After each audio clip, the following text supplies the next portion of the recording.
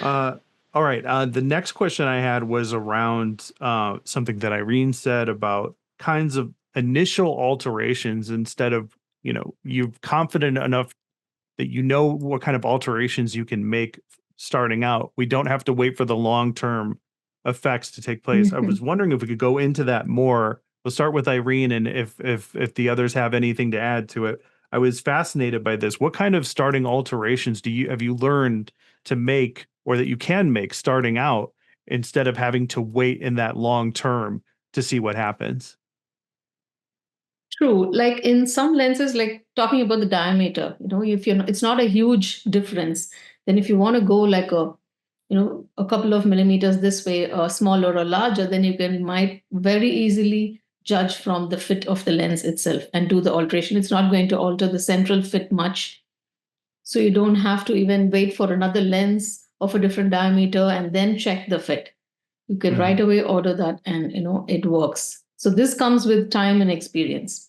And even if it's the central flattening, if you want to go like a half a diopter steeper, flatter, then you can judge the power of the lens that you want to order, depending on which brand you use.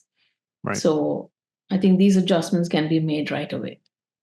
Right. And Yashwant, do you have any initial adjustments I that you've learned? I basically would again repeat the Jessen factor and the positive asphericity. And there is one adjustment which we did not touch in this podcast is the toricity. So we Mhm. need to find out at what chord the lens is landing, and we need to check what is the sag differential at that chord. So if it is more than 30 microns, then we have to go in for toric peripheral curves. The problem is the moment you see toricity in the prescription, people think you automatically need a toric contact lens. Whereas what we need to see is whether the alignment curves need to be toric or not based on the sag differential at about 8 or 8.5 millimeter chord. So that's something which is very, very important. Yeah. Gary, you would agree with that? Yeah, well, I have a little different twist on it, but yes, I think it's something that we'll have you guys come back on and talk about. Sure. Definitely, that's another topic to discuss. It's an excellent one.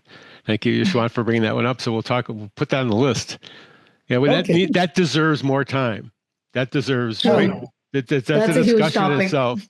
Yeah, and all of us have a little different twists on it. But to answer Matt's question, if I may, in my own point of view, um, when you are dealing with the fit of the lens and as far as evaluation of how effective the fit of the lens is, the topography is your ultimate gauge here. I mean, the human eye can't see the difference under 15 microns when you're using sodium fluorescein patterns. So you're not going to be able to tell small differences.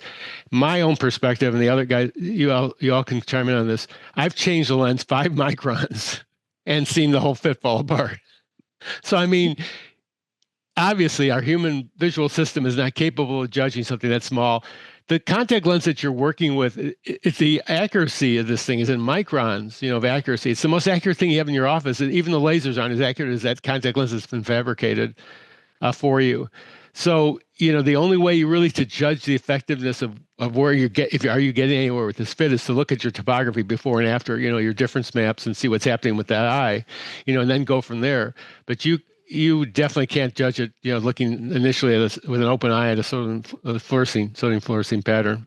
If you're interested in getting the rest of the episode, consider becoming a paid supporter of the Myopia Mindset. In addition to an extended version of this episode and every other episode that we do, you'll also get access to exclusive monthly bonus episodes of the Myopia Mindset. And I know you're interested. You've made it this far. You can do so on our Substack, myopiamindset.substack.com. I'll see you at the next one.